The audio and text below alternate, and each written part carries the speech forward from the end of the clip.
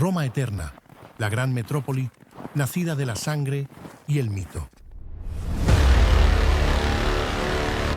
Ubicada en el corazón del Lacio, entre colinas y pantanos, donde el río Tíber serpenteaba como una vena de vida y misterio, allí nació una leyenda que desafió al tiempo. Aunque el saqueo de Roma por los galos arrasó con los registros de sus primeros siglos, dejando un vacío que la imaginación debió llenar. Luego, al ensamblar las piezas dispersas, emergen retazos de una historia que, aunque fragmentada, aún logra fascinar. La leyenda comienza en Alba Longa, donde el tirano Amulio, hambriento de poder, destronó a su hermano Numitor, asesinó a sus hijos y condenó a Rea Silvia, la única hija de Numitor, a una vida de castidad como vestal. Pero ni siquiera los designios más crueles pueden contradecir a los dioses. Marte, el dios de la guerra, reclamó a Rea Silvia como suya, y de esa unión nacieron dos gemelos, Rómulo y Remo. Amulio, temeroso de que los niños reclamaran el trono que usurpó, ordenó que los arrojaran al río Tíber. Sin embargo, el río, movido por la voluntad divina, los dejó a salvo en una orilla. Allí, una loba, guiada por un instinto divino, encontró a los gemelos y los amamantó bajo la sombra de una higuera en el Palatino. Un pastor llamado Faustulo los halló más tarde y, junto con su esposa, los crió como hijos propios. Finalmente, descubrieron su verdadera identidad. Unidos por el deseo de justicia, marcharon hacia Alba Longa, derrocaron al tirano Amulio y devolvieron el trono a su abuelo Numitor. Con el honor restaurado, Rómulo y Remo buscaron fundar una ciudad propia. Guiados por augurios, eligieron el lugar donde habían sido salvados por la loba. Sin embargo, la ambición sembró discordia entre los hermanos. Ambos querían ser el rey de la nueva ciudad, y sus diferencias llevaron al enfrentamiento. Rómulo, en un acto de furia y destino, mató a Remo y levantó los muros de Roma sobre el cadáver de su hermano y se convirtió en el primer rey. La primera piedra estaba puesta, y con ella una ciudad que jamás doblaría la rodilla. Así, el 21 de abril del año 753 a.C., se fundó Roma, bautizada en honor a su fundador. Comunidades de pastores vivían al margen de la historia, formadas por exiliados y fugitivos que buscaban refugio y un nuevo comienzo. Entre ellos, los etruscos se destacaban, un pueblo enigmático cuya cultura fascinaba tanto como desconcertaba. Aquellos primeros habitantes eran humildes, anónimos, pero su destino estaba marcado por algo más grande que ellos mismos. Roma nació de la mezcla de lo humano y lo divino, del exilio y el renacimiento, de la sangre y la voluntad. Una ciudad que, desde sus primeros días, ya apuntaba a la eternidad. La leyenda de Rómulo y Remo no es solo una narración heroica, sino un espejo en el que Roma contemplaba su propia alma.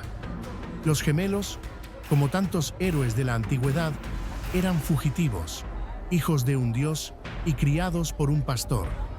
Representaban el origen humilde, pero cargado de propósito, como los primeros romanos que forjaron su destino en las colinas del Lacio. No obstante, más allá de los mitos y las leyendas, la realidad de la fundación de Roma fue mucho más gradual.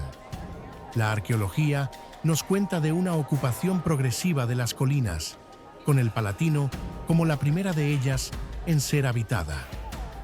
Bajo el liderazgo de Rómulo, Roma comenzó como un refugio para los marginados, esclavos y fugitivos. Apenas nacida, Roma ya se veía enfrentada a uno de los desafíos más antiguos de las civilizaciones, la necesidad de crecimiento y expansión. Y así surgió uno de los mitos más emblemáticos y sangrientos de su historia, el rapto de las Sabinas. La leyenda cuenta que en su afán por asegurar la supervivencia y el desarrollo de su nueva ciudad, Rómulo invitó a los sabinos a un banquete, pero bajo la apariencia de hospitalidad se ocultaba un plan desmedido. Durante la celebración, los romanos, en un acto audaz, secuestraron a las mujeres sabinas, con la intención de asegurarse una población para Roma. El rapto, cargado de violencia, desató la furia de los sabinos, quienes se alzaron en armas para recuperar a sus mujeres y vengar la afrenta. Sin embargo, cuando los hombres sabinos llegaron a las puertas de Roma, fueron detenidos por un acto inesperado. Las propias mujeres sabinas, que, al haber formado lazos con los romanos, intercedieron para evitar la guerra. Este sacrificio femenino trajo consigo una inesperada reconciliación entre los pueblos, y los romanos y sabinos, a partir de ese momento, compartieron su destino, marcando el inicio de una alianza fundacional. Aunque la exactitud de este mito es incierta, muchos creen que el rapto de las Sabinas refleja una práctica diplomática común en la época, el matrimonio como medio de consolidación política y territorial. La leyenda también nos habla de la igualdad entre romanos y sabinos, pues en ella el rey sabino Tito Tacio compartió el trono con Rómulo, simbolizando la importancia de esa unión en los primeros pasos de Roma. Rómulo no solo fue el líder militar y fundador de Roma, sino que también sentó las bases de la estructura política.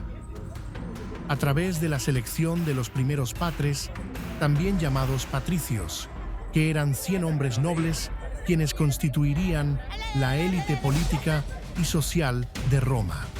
Además, estableció las bases para el sistema religioso romano al instituir a los augures, sacerdotes encargados de la interpretación de los presagios y el destino de la ciudad.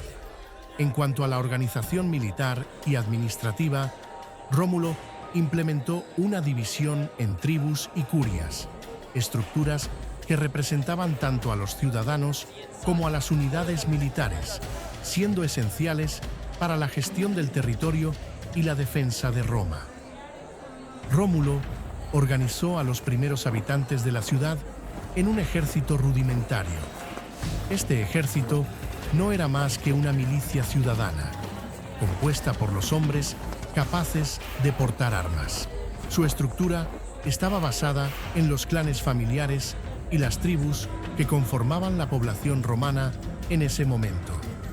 Dividió a los ciudadanos en 3 tribus principales: Ramnes, Titis y Luceres, y cada una se dividía en curias. De estas divisiones se extrajeron 100 guerreros de cada tribu, formando una fuerza de 300 soldados, conocida como los celeres, quienes se convirtieron en su guardia personal. Aunque pequeño, este primer ejército era lo suficientemente organizado para cumplir las funciones básicas de defensa y, eventualmente, para asegurar conquistas locales. Con el paso del tiempo y la llegada de los reyes etruscos como Tulo Hostilio y Servio Tulio, el ejército romano comenzó a adoptar una organización más sofisticada. Durante el reinado de Servio Tulio, se introdujo una de las primeras reformas militares importantes, basada en el sistema de clases sociales. Tras su muerte, la leyenda romana cuenta que Rómulo fue divinizado como el dios Quirino, una de las deidades más antiguas de Roma, lo que consolidó su legado como rey y fundador de la ciudad, además de una figura mitológica romana. Numa Pompilio fue el segundo rey de Roma, conocido por su profunda devoción religiosa y su compromiso con la piedad. Hijo de un rey sabino, fue yerno de Tito Tacio, el compañero de Rómulo, lo que refleja la alianza entre romanos y sabinos que se consolidó con la fundación de Roma.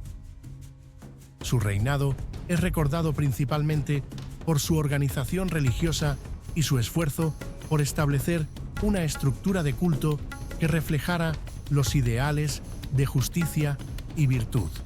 Fundó los principales colegios sacerdotales de Roma, cruciales para la estructura religiosa y política de la ciudad. Entre estos destacan las vestales, las sacerdotisas encargadas de mantener el fuego sagrado de Vesta, y los flamines, sacerdotes dedicados a los cultos específicos de las divinidades principales, como Júpiter. Además, instituyó el cargo de los pontífices, encargados de supervisar las leyes religiosas y rituales de Roma. Su reinado es notablemente pacífico, ya que, según la tradición, no se libró ni una sola guerra durante su mandato, algo que resulta sorprendente dado el contexto de una Roma en crecimiento, rodeada de tribus y pueblos beligerantes. Tulo Hostilio fue el tercer rey de Roma, conocido por su carácter belicoso y su enfoque agresivo hacia la expansión de la ciudad. A diferencia de su predecesor, Tulo se inclinó hacia un gobierno de guerra. De origen latino y emparentado con Rómulo, Tulo encarnó una faceta de Roma más orientada hacia la conquista y la supervivencia mediante la fuerza. El reinado de Tulo Hostilio estuvo marcado por uno de los episodios más significativos en la historia mítica de Roma, la destrucción de Alba Longa, la ciudad de la que, según la leyenda, procedían Rómulo y Remo. Alba Longa era una de las ciudades latinas más antiguas y tenía una relación importante con Roma, ya que se consideraba la ciudad madre de los gemelos fundadores. Según la tradición, Tulo Hostilio, en su afán de expandir el poder romano, destruyó Alba Longa como parte de su estrategia para consolidar la supremacía de Roma sobre las tribus latinas. En consecuencia, Roma sufrió una plaga y, de acuerdo con la leyenda, Tulo fue fulminado por un rayo lanzado por Júpiter, el dios del trueno y el protector de Roma. Este evento subraya la creencia romana de que la violación de los pactos sagrados y el abuso de la guerra traían consecuencias divinas devastadoras. Aunque su enfoque agresivo podría haber sido útil en un momento de expansión, su desmedida ambición y su desprecio por los principios pacíficos de Roma lo convirtieron en una figura que representa la esencia de su pueblo. Anco Marcio, cuarto rey de Roma, es una figura enigmática que representa un equilibrio entre los ideales religiosos de su abuelo Numa Pompilio y la necesidad de expansión territorial y urbanización de Roma. Pero no fue un monarca pacifista. Su reinado es visto como un puente entre la piedad religiosa y el expansionismo militar, y se le atribuyen importantes logros en diversos aspectos de la vida romana. Expandió los dominios romanos, llevando la ciudad hacia nuevas conquistas y asegurando su posición en la península itálica. Sin embargo, su legado no se limitó a la guerra. Uno de sus principales logros fue la construcción de grandes obras urbanísticas. Construyó el primer puente sobre el río Tíber, que facilitaría el comercio y la expansión hacia el oeste. Fundó el puerto de Ostia, lo que sería crucial para el crecimiento comercial de Roma y para su control sobre el comercio marítimo. Estas obras urbanísticas jugarían un papel crucial en el crecimiento de Roma, consolidando su poder y preparando el terreno para su futura expansión. Uno de los aspectos más innovadores de Anco Marcio fue su política de población y clases sociales. Durante su reinado, deportó a los habitantes de las ciudades conquistadas, quienes serían los primeros plebeyos, una clase de ciudadanos que no disfrutaban de los mismos derechos ni obligaciones que los patricios. los habitantes originales de Roma. Esta estratificación social sería un tema clave en la historia de Roma y marcaría las futuras tensiones entre las distintas clases sociales. Además de su preocupación por las instituciones políticas, Anco Marcio es reconocido por instituir el concepto de la guerra justa, un principio que regulaba las condiciones en las que se podía declarar la guerra con el beneplácito de los dioses. Esta idea de la guerra como un acto no solo político, sino también religioso, influiría en la manera en que Roma abordaría las guerras en el futuro. Lucio Tarquinio Prisco, quinto rey de Roma, es conocido principalmente por sus grandes obras de ingeniería y su contribución al desarrollo urbano de la ciudad. Originario de la Etruria, Tarquinio fue adoptado por Anco Marcio, lo que le permitió ascender al trono de Roma. Durante su reinado, Roma experimentó un gran auge arquitectónico y una expansión territorial significativa.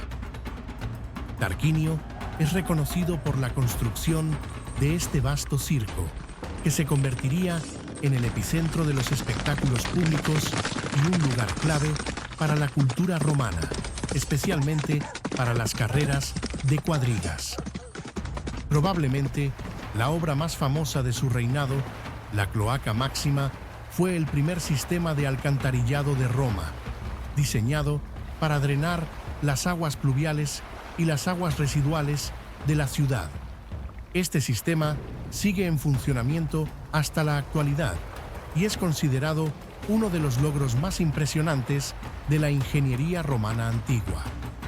También se le atribuye la reclamación de tierras de las marismas cercanas a las colinas de Roma, que fueron drenadas para dar paso al Foro Romano, el corazón político, comercial y religioso de la ciudad. Subyugó a las tribus vecinas, incluidos los sabinos y los latinos, asegurando la hegemonía de Roma en la región del Lacio. Venció a una coalición de ciudades etruscas, marcando el comienzo de la decadencia de la cultura etrusca en la península itálica y su asimilación por parte de Roma. Este enfrentamiento con los etruscos significó un paso importante en la consolidación de Roma como una potencia regional. Servio Tulio, sexto rey de Roma, fue un monarca de origen etrusco. Su reinado se centró en la organización de la sociedad romana a medida que la ciudad crecía territorial y demográficamente, lo que requirió un enfoque nuevo para garantizar la estabilidad y el orden. Es conocido por la creación de una serie de reformas legislativas que sentaron las bases para la estructura política y social futura de Roma. Servio Tulio instauró el primer censo de la historia romana, que no solo tenía fines fiscales, sino que también servía para clasificar a los ciudadanos según su riqueza y su lugar de residencia. Este censo permitió una redistribución de poder basada en el nivel económico y fue fundamental para organizar la sociedad romana en unidades de representación política llamadas centurias y tribus. Gracias al censo, dividió a los ciudadanos en centurias, agrupándolos según su poder adquisitivo. Este sistema permitió un voto ponderado, donde las clases más altas, los patricios, tenían un mayor peso en las decisiones políticas, pero también garantizó que las clases bajas, los plebeyos, pudieran elegir a sus propios representantes en los tribunos de la plebe, asegurando que sus derechos fueran defendidos. En el ámbito urbanístico, llevó a cabo la construcción de las primeras murallas de Roma, conocidas como murallas servianas. Estas murallas no solo representaban una mejora en la defensa de la ciudad, sino que también delimitaban el territorio urbano de Roma, que estaba en expansión, y reflejaban la creciente importancia de la ciudad en el mundo itálico. La creación de las tribus y las centurias reflejaba una reorganización profunda de la estructura social romana, que permitía una representación más equitativa de las diferentes clases, aunque seguía favoreciendo a los patricios.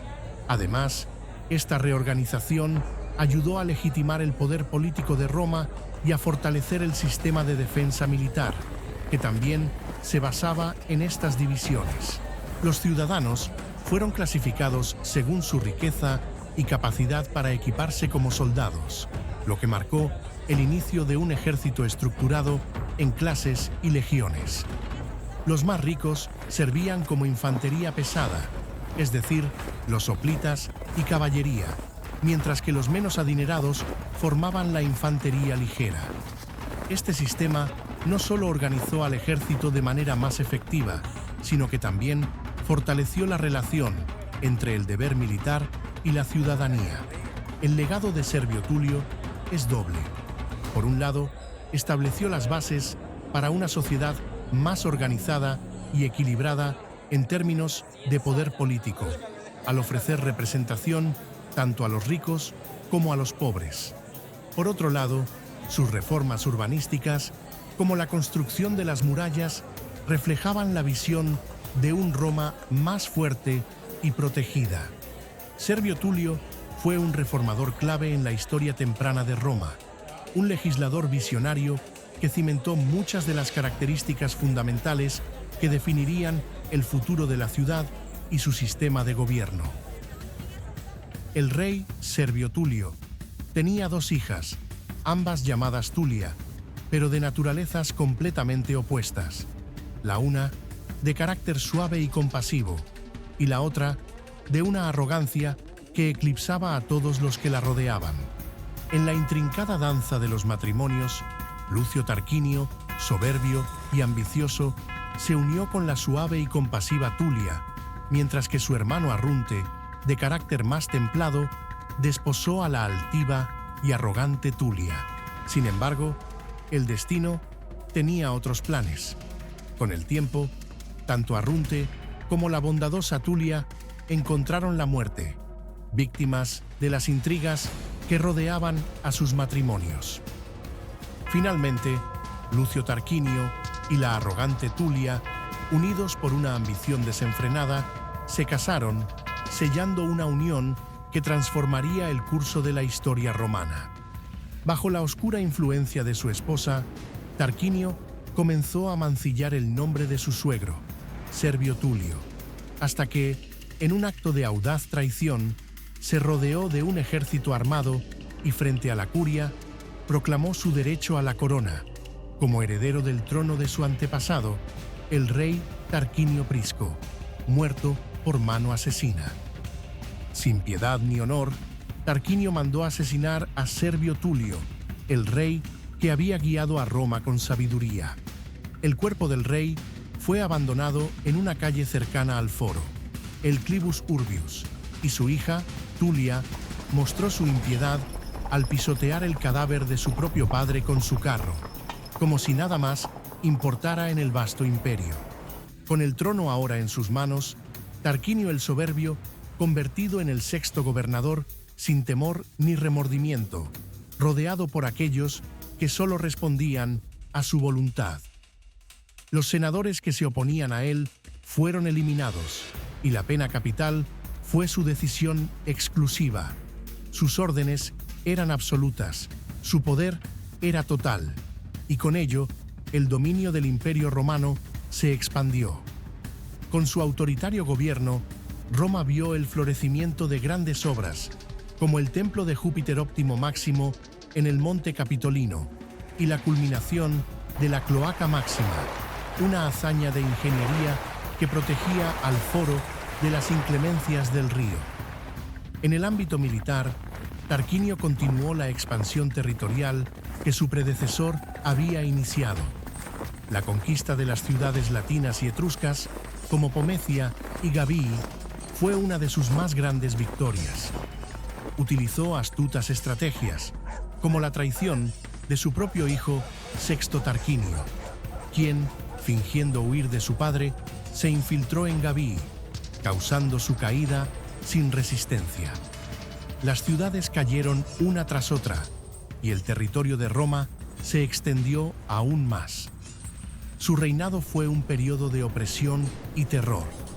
Tarquinio el Soberbio despachaba con crueldad a quienes se oponían a su gobierno y utilizaba la violencia física y la coerción como herramientas de control.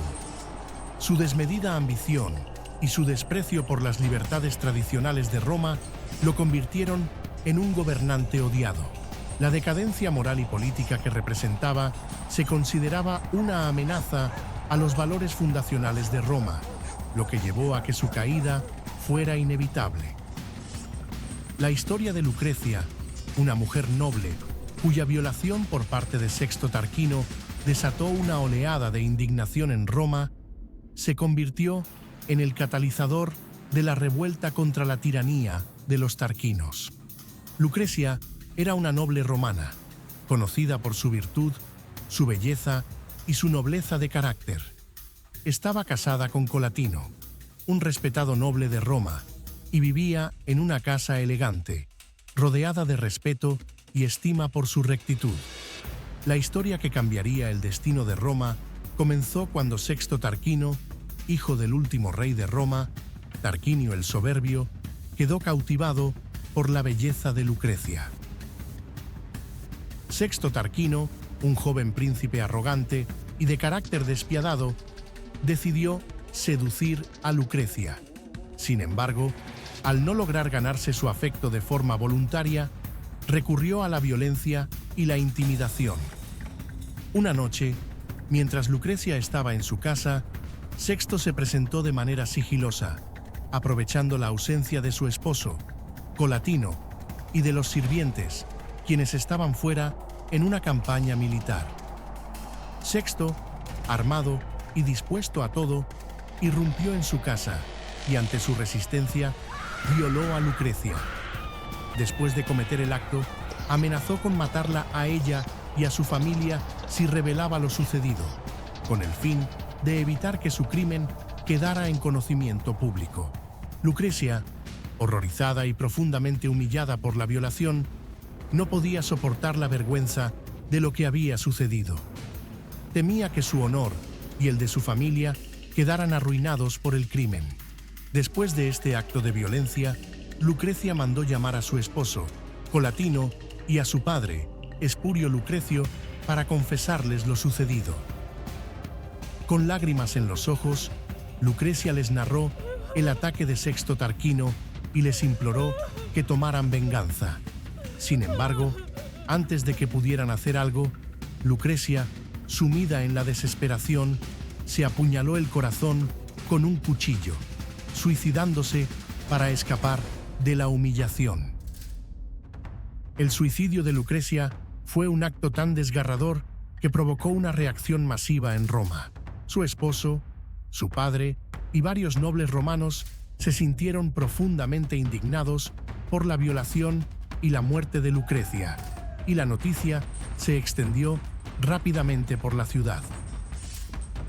En un arrebato de furia y justicia, Lucio Junio Bruto, un pariente de Lucrecia y uno de los principales líderes de la revuelta, levantó el estandarte de la rebelión contra la monarquía.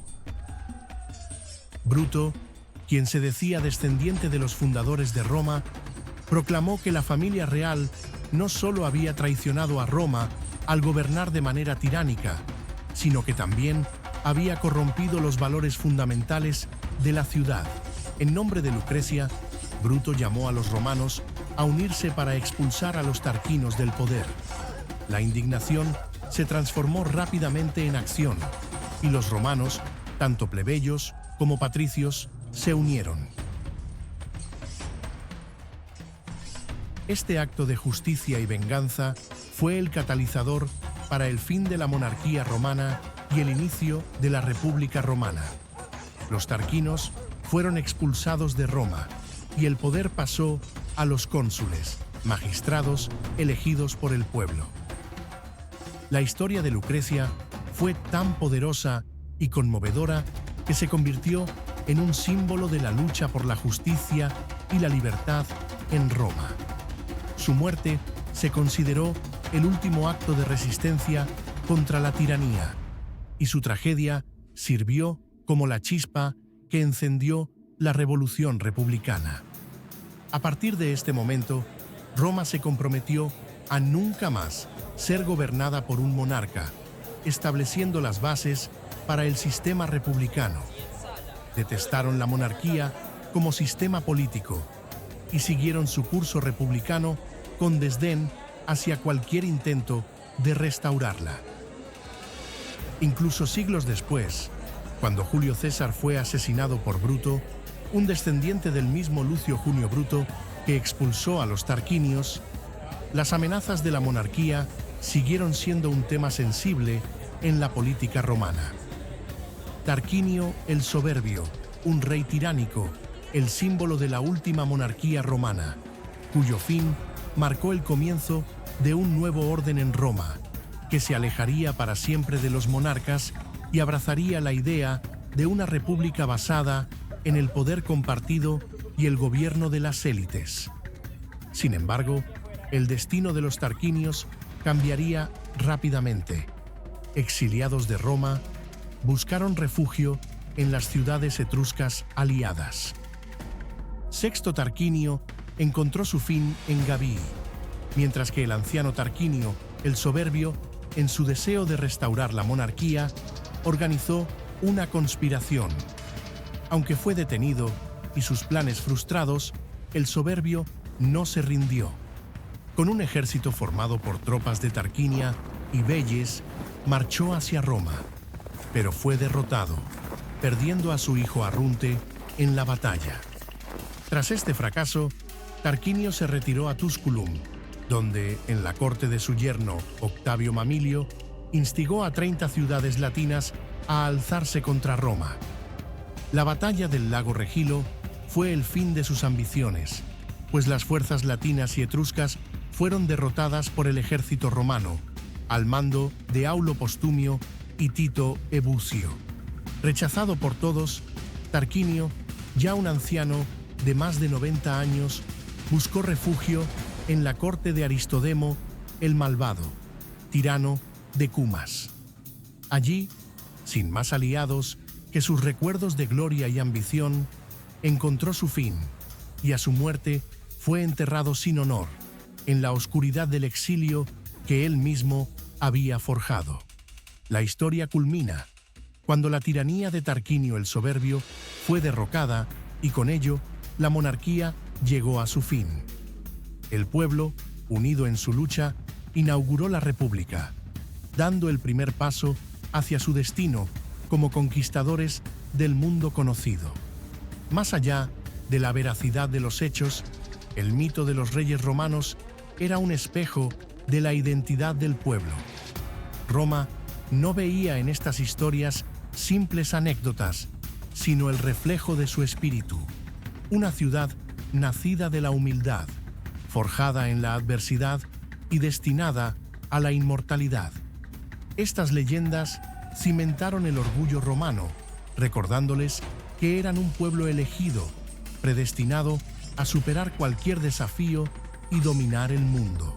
Así, la memoria de los primeros reyes no era solo historia, sino el fundamento de un legado eterno, una epopeya que inspiraría a generaciones a mirar al futuro con la determinación de quienes saben que la grandeza está escrita en su sangre.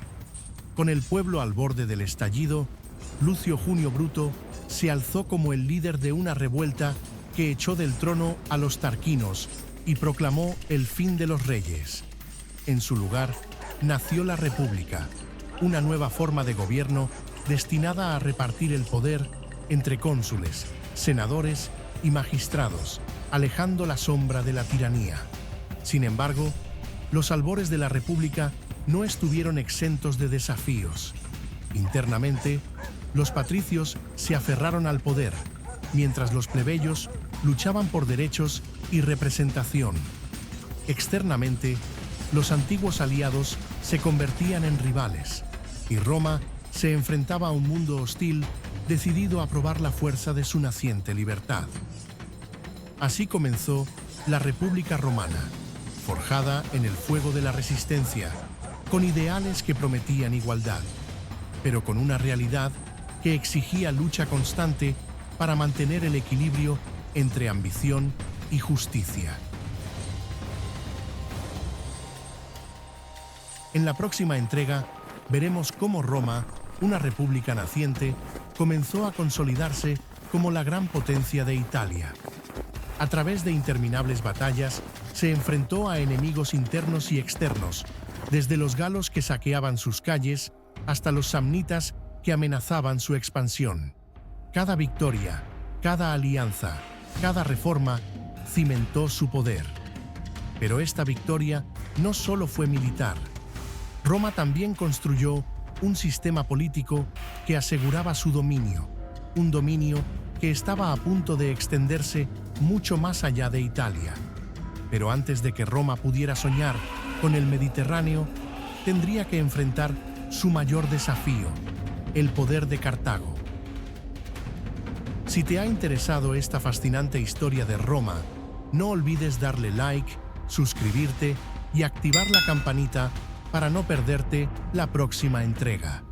La expansión de Roma está a punto de convertirse en un capítulo épico y no querrás perdértelo.